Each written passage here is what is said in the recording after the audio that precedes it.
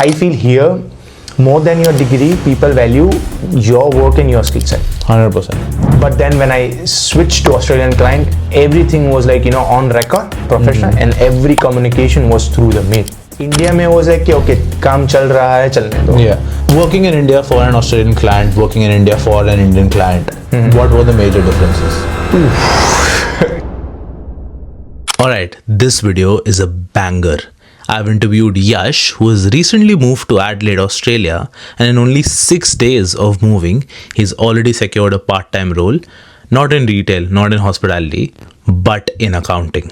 You know what he did? He actually got work experience in accounting, in Australian accounting, before he even moved. And that led to him connecting with over 50 to 60 individuals on LinkedIn and breaking it through and getting a job in just 6 days. There are a lot of learnings in this video, so make sure you watch it till the end. Let's get right into it. You had diverse experience working with Indian clients, working with Australian clients as well. First question there, obviously you worked, while you were in India, you worked for an organization that was based out of catering to Australian clients, right? Yes. Was that a conscious decision? Yes. Okay, got it. Because I started applying, I came across the organization and the way they operate in 2023. Okay. And that particular organization or organization in Australia? Yeah, organization in general and how they operate. Yeah. And I was surprised because A, they had far better working environment. Yep. And B, the pay scale was good. But then pay scale was a different era. I was not looking for it. Yeah. Because since I knew that I might as well go in this route, it's better to take that particular local experience. Yeah. So that when I come over here, it is very helpful for me to gain a part-time like internship or volunteering experience. Yeah. Because I feel here, more than your degree, people value your work and your skill set. 100%. Working in India for an Australian client, working in India for an Indian client, what were the major differences? Completely different. When I was like, catering to Indian clients, it was more like an informal thing. You do all the things over call. There's no such thing as email. Yeah. Like there were email, but not much. Yeah. Getting calls on Saturday morning. Oh, Sunday that's morning. so normal. That's so normal. It's like Saturday morning, Sunday, everything is same. But then when I switched to Australian client, everything was like, on record, professional, and every communication was through the mail. Yeah. I think every minute tracked, every email tracked, everything very professional. Yeah. And on top of it, there was an interesting system. So we used to bill the client on the base of the minute we worked on them. So we used to maintain the timesheet. Exactly. So India में was like okay, काम चल रहा है, चलने दो. Yeah. Whereas Australia is like completely different exposure. Everything was like recorded. Yeah. Softwares were different. Signing was different. Yeah.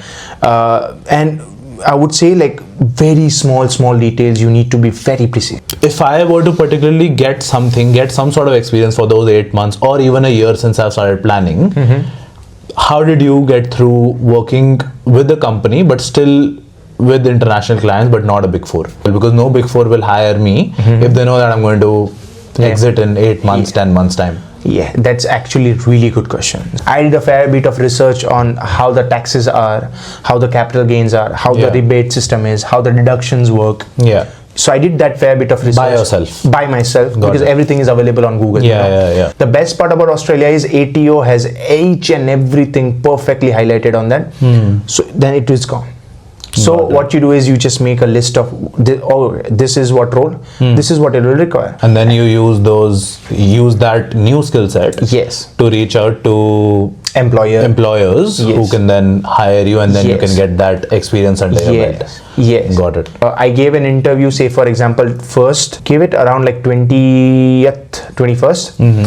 Within 4th of next month, I started working for them. So within like 20 days, I was hired as a tax accountant. So I knew that my prominent role was filing and individuals and multiple entities tax return, and tax planning, and then tax management, as well as little bit of bookkeeping and I would say activity statement, which is so-called GST. Yeah.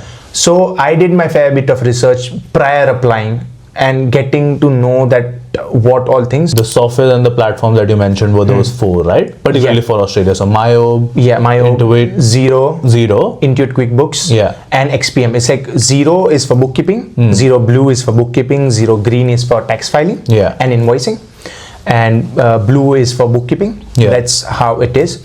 And the best part about this, that Zero himself, like itself as an organization, has the certified course. If, say for example, you are just starting, but then you know about Zero, you know about certification course. So before even applying, you are telling the employer that, see, I have no experience, but then I put in like 30 hours learning the software, and I am accredited by Zero Central that, okay, I got experience and I can work on it. Any sort of resources, let's say, you know, I am not knowing a lot about finance and accounting. When I was back in India, I only knew a couple of platforms, you know, Udemy, Coursera. So where are these certifications that you said, they are on official websites, and are they paid or are they free?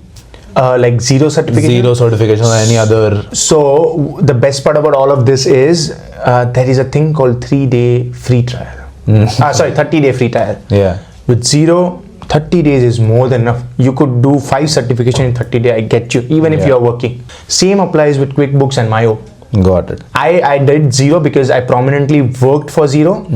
I did not do Myob and QuickBooks, but then I got much used to it, so I'm like, okay, no need, but then I might as well do it. You know, it's better. And then there are various certifications. So say for example, you need to go into payroll, so there is a Zero payroll. If you want to go into Zero advisor, there is a Zero advisor.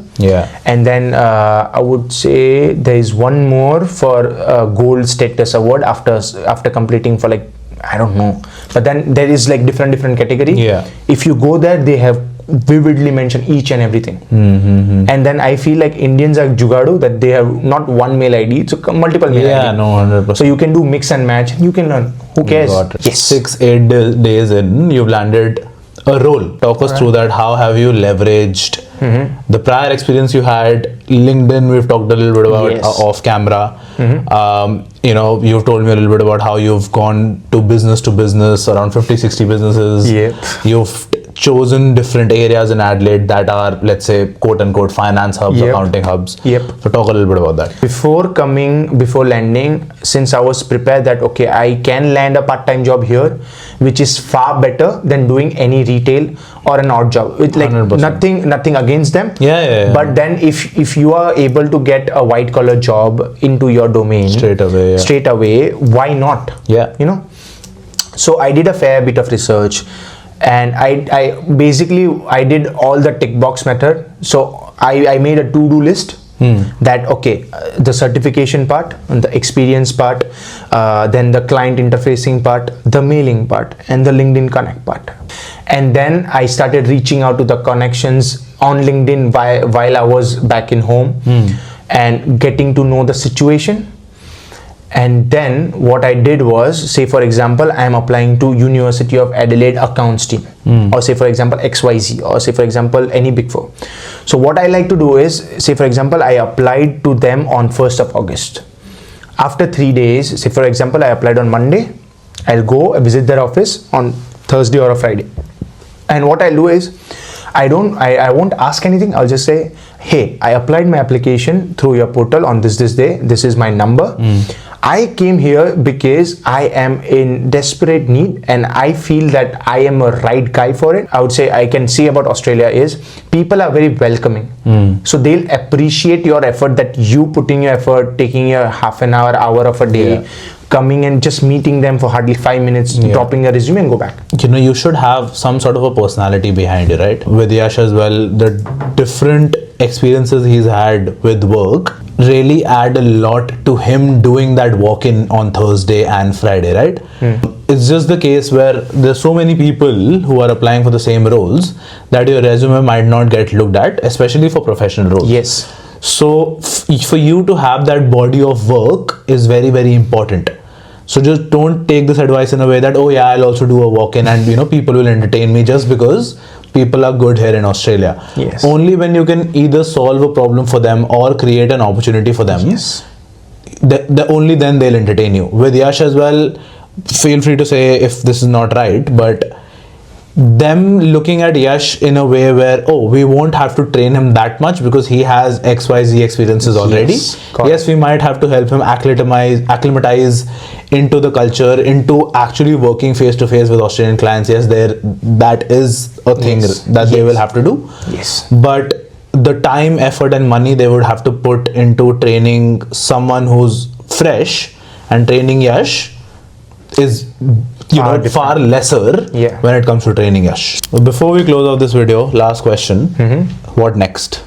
Ooh, what next? So I somewhere down know that I want to do an internship, but I don't know whether I want to do it in as a management trainee or into financial advisory or tax accountant or assurance or general accountant.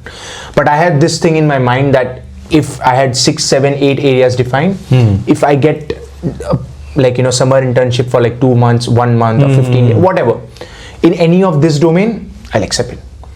Because you need to consider this as well, that if you are not going it, you are not getting a different experience. You are not networking with people, like you say, So I would say like anything which relates to accounting and finance, and this industry is huge. It's huge, growing and growing. And basically think it like any business needs an accountant. Exactly. Needs a person who knows the finance and who knows the books. Superannuation is really big here. As you know. I mean, like SMSF, big thing. For all those who don't know, SMSF, it's like a self-managed super fund. If you do research, it's a very good area to start a public practice as well in it. So super is basically, if you're watching it from India, like your PF, provident fund. And as far as internship concerned, I am actively looking for it. I mean, like, why not? No, 100%. Because I would say a lot of international students won't focus on that thing. They would do like, they start working, they just want to make the tuition fees, money and all. Exactly. I mean, it's a big rabbit hole. Big rabbit hole. But I see why they are coming from that. And I feel like I am blessed enough. And that I have work experience and I got family back in. But then I would feel that first year is tough. But then when you get done with your internship in first year, second year you are far more prepared. And plus part is, people don't have much expectation in your first year compared to your second year. So if you think landing an internship in first year is comparatively easy, conversations change when you're in second year. If Yash and I were able to add value to your lives, give this video a like, share it with your other friends and comment down below. Each and every like, each and every comment, each and every subscribe goes a long way and keeps me motivated to make such videos. I have another video coming with Yash where we've broken down what it is like to be a chartered accountant in India, why are chartered accountants looking at moving abroad, which countries are they looking at, and why Australia. So make sure you keep an eye out for that, and I'll see you in the next one. Don't even worry about it. Top down, we be moving slow. Don't have to talk about it. I'm on my way, so you better keep it moving.